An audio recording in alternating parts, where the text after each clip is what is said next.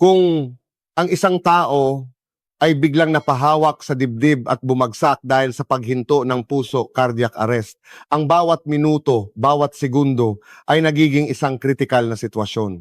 May mga paunang sintomas ang myocardial infarction o atake sa puso. Kailangan ninyong malaman ang mga paunang sintomas na ito. Isang bagay na napakahalaga sa acute myocardial infarction, musika. Sa aking trabaho, madalas kaming nakakakita ng 2 hanggang 3 pasyente ng myocardial infarction sa isang araw, at sa aming emergency center, may mga araw na umaabot pa sa 5 o 6 na pasyente ang dumarating. Sa emergency room, talagang nararamdaman namin na dumarami ang mga batang pasyente kamakailan. Dati sa aming pag-aaral, sa mga textbook itinuturo na dapat maghinala ng acute myocardial infarction kapag may pananakit ng dibdib ang isang taong 50 taong gulang pataas. Ngunit ngayon, karaniwan na ang atake sa puso sa mga nasa 40s, paminsan-minsan ay may mga nasa 30s, at sa napakabihirang pagkakataon, nakakakita na rin kami ng mga kaso sa mga nasa 20s. Ang pagdami ng kaso ng acute myocardial infarction ay isang pahiwatig na lumalala ang kondisyon ng mga daluyan ng dugo, blood vessels ng mga tao. Ang myocardial infarction ay ang kondisyon kung saan ang isa o higit pa sa 3 pangunahing daluyan ng dugo na nakapalibot sa puso ay unti-unting kumikipot hanggang sa tuluyan ng magbara. Kung ang mga daluyan ng dugo sa puso ay kumikipot, nangangahulugan ito na hindi rin maganda ang kondisyon ng iba pang mga daluyan ng dugo sa buong katawan.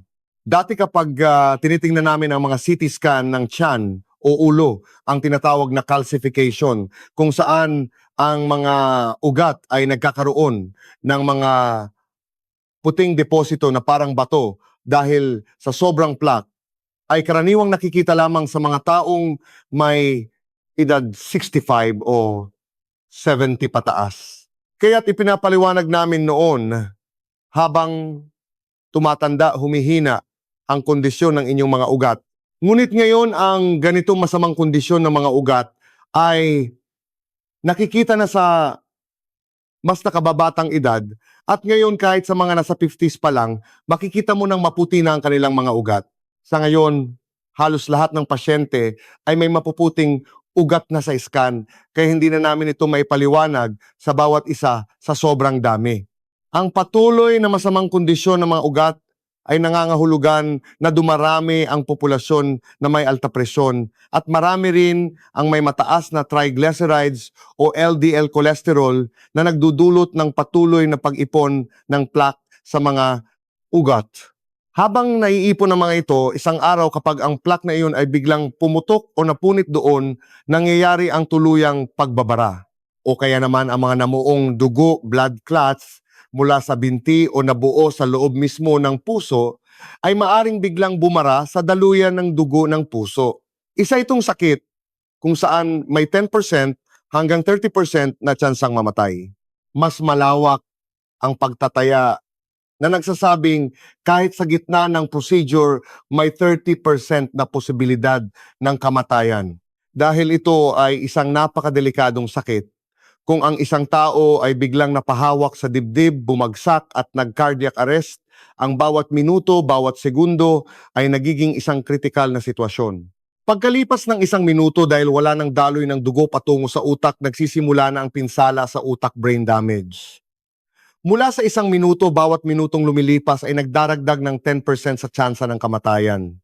Kung may makakita sa isang tao pagkalipas ng 10 minuto at doon pa lamang sisimulan ang CPR, ang pinsala sa utak ay malala na at hindi na maibabalalik pa. Kaya naman kahit gaano kabilis dumating ang mga tauhan ng 911 na karaniwang inaabot ng 5 hanggang 10 minuto, kailangang ang taong nakakita sa pangyayari ay agad na magsagawa ng CPR upang maiwasan ang pinsala sa utak. Ito ay isang mahalagang kasanayan na magagamit mo para sa iyong pamilya, mga kasamahan sa trabaho o sino mang malapit sa iyo. Kahit pa para sa isang taong hindi mo kilala na biglang inatake sa puso at bumagsak. Isang bagay na napakahalaga sa myocardial infarction ay ang golden hour. Sa acute myocardial infarction, mayroon tayong tinatawag na door-to-balloon time. Ginagamit natin ang ugat sa pulso o sa binti at mula sa pagpasok sa ugat sa binti hanggang sa pagbubukas ng baradong ugat gamit ang balloon, ang maximum na oras na itinakda ay 2 oras. Ngunit dahil may oras ng paghahanda sa emergency room, ang golden hour ay hindi 2 oras kundi 1 oras hanggang sa makarating sa emergency room. Sa loob ng 1 oras na yon, dapat na isagawa na ang pagtawag sa 911, mabilis na nasuri ng 911 team ang sitwasyon at nadala ang pasyente sa tamang emergency room.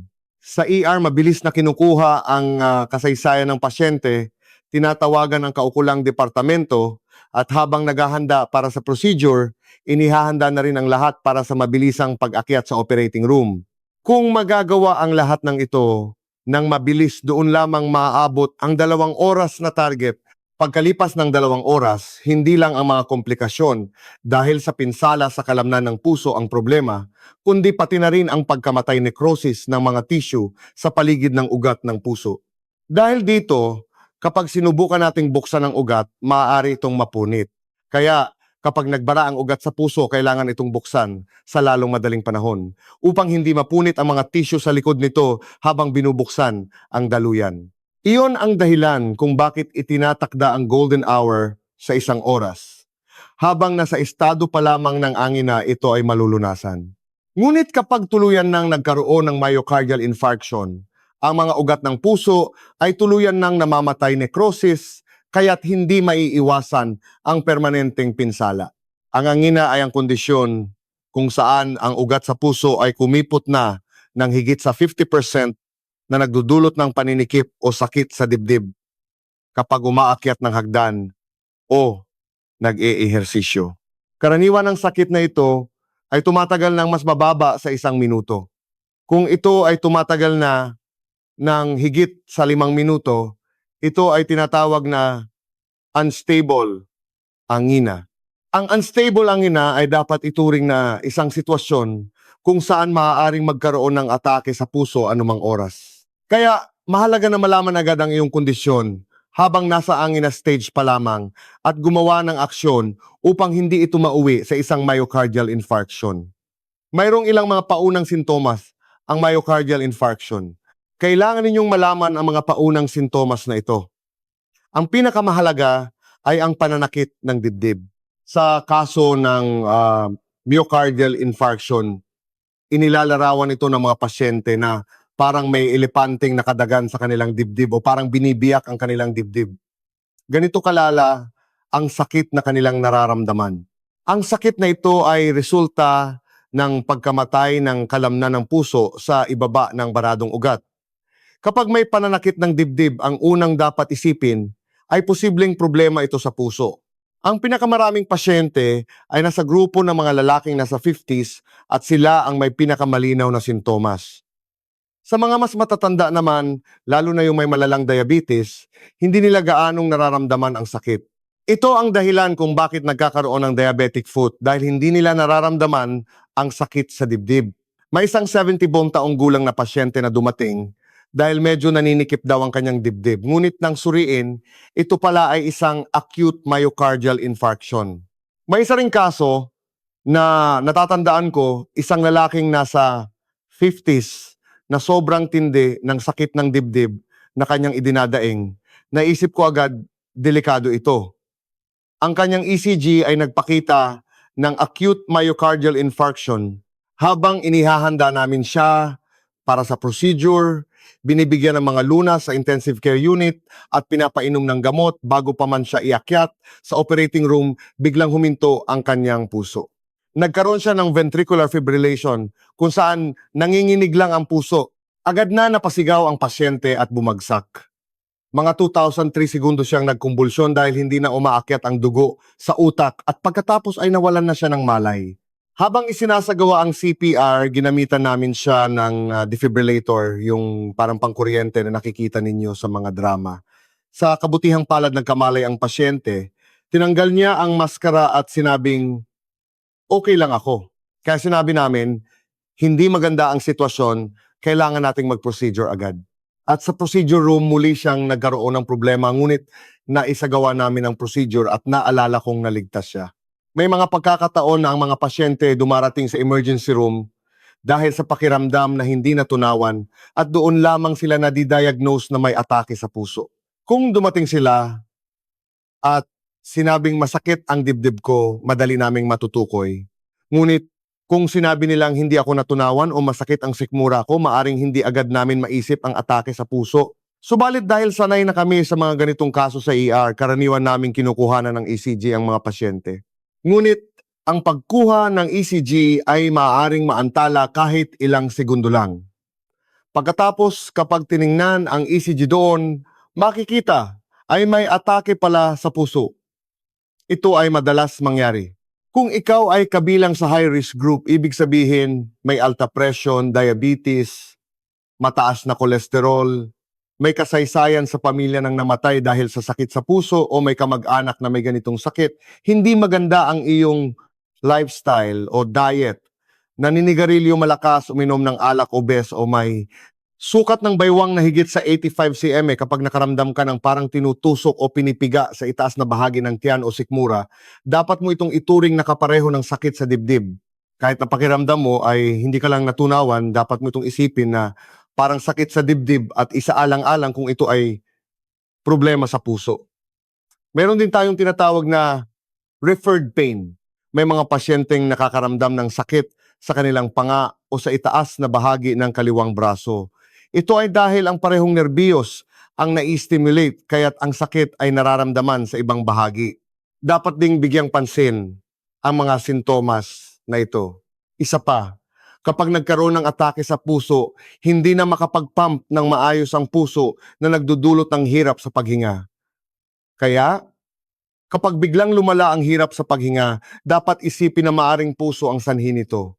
Ang sobrang pagkapagod ay maaari ding isang sintomas. Kung bigla kang nakakaramdam ng panghihina, may kaunting hirap sa paghinga at pananakit ng dibdib, ito ay maaaring sintomas na hindi na makapag-pump ng maayos ang puso. May mga kaso rin ng mga matatandang pasyente na dumadating dahil sa panghihina at hindi nila namalayan na nagkaroon na pala sila ng atake sa puso na hindi na diagnose. Sa mga ganitong kaso, nagkakaroon sila ng heart failure. Ang isang bahagi ng puso na dati ay normal na nagpapump ay hindi na gumagalaw kaya hindi sapat ang dugo na naibobomba na nagdudulot ng fluid sa baga pulmonary congestion. Ito ay maaring magpakita bilang hirap sa paghinga o panghihina. Ang pamamanas ng binti na tinatawag naming pitting edema ay nangyayari kapag ang heart failure ay nagtagal. Ang fluid na naipon sa baga ay kumakalat na sa buong katawan. Kapag nangyari ito, unang namamaga ang mga binti. Kapag diniinan mo ng daliri ang binti, mananatili ang marka ng iyong daliri. Ito ang tinatawag na pitting edema. Ibig sabihin nito, ang likido ay lumabas na sa labas ng mga cell at tissue. Hindi na maganda ang sirkulasyon. Ang sirkulasyon ng lymph at dugo sa ugat ay hindi na maayos at ito ay maaaring lumitaw bilang isang komplikasyon ng heart failure pagkatapos ng isang acute myocardial infarction. Isa pa, dahil hindi na makapag-pump ng maayos ang puso, maaaring magpakita ito ng mga sintomas tulad ng pagkabalisa o madalas na paggising sa gabi. Hindi ito simpleng anxiety disorder o panic disorder lang. Maari itong sintomas pagkatapos ng isang atake sa puso. Kung may mga sintomas ng arrhythmia tulad ng pakiramdam na hindi regular ang tibok ng puso, kailangan ding kumuha ng ECG upang tingnan ang posibleng kaugnayan nito sa mga psikolohikal na sanhi. Kaya kung 2 o 3 sa mga sintomas na ito ay nararanasan, dapat mong isipin, baka nagkaroon na ako ng atake sa puso. Bilang panghuli ito, ang gusto kong sabihin, pakiusap, tumayo kayo mula sa inyong upuan at kumilos. Dahil mayroon tayong mga elevator at escalator at nagmamaneho tayo papunta at pauwi sa trabaho, unti-unti nang nababawasan ang pagkakataong gamitin natin ang ating mga binti para kumilos. Ang mga taong sumasakay sa tren papasok sa trabaho ay masuwerte dahil napakaraming hagdan sa mga istasyon. Kung hindi ka gagamit ng escalator, at aakyatin mo ang mga hagdan, sapat na itong ehersisyo. Kung ikaw naman ay nagmamaneho at hindi sumasakay ng tren, gamitin mo ang hagdan sa iyong opisina. Kung hindi mo magawa sa umaga dahil nagmamadali ka, gawin mo man lang sa pag-uwi. O kaya naman umakyat baba ka sa hagdan bago o pagkatapos kumain. Huwag na huwag kang uupo agad sa iyong desk pagkatapos kumain. Ito ay magdudulot ng biglaang pagtaas ng iyong blood sugar at antok. At para hindi ka antukin, iinom ka pa ng kape. Huwag ninyong gawin iyan. Sa halip lumabas kayo at maglakad sa ilalim ng mainit na sikat ng araw para makagawa ng vitamin D. Ang ginagawa ko ay umaakyat ako sa hagdan, papunta sa rooftop, naglalakad-lakad doon, at pagkatapos ay bumababa ulit. Kailangan mong humanap ng paraan para kumilos. Alam kong may mga gumagawa ng jogging group sa gabi at maganda rin iyon. Ngunit ang pag-akyat sa rooftop sa tanghali para magpaaraw ay napakahalaga rin dahil nakakatulong ito sa paggawa ng vitamin D. Kaya maglakad tayo.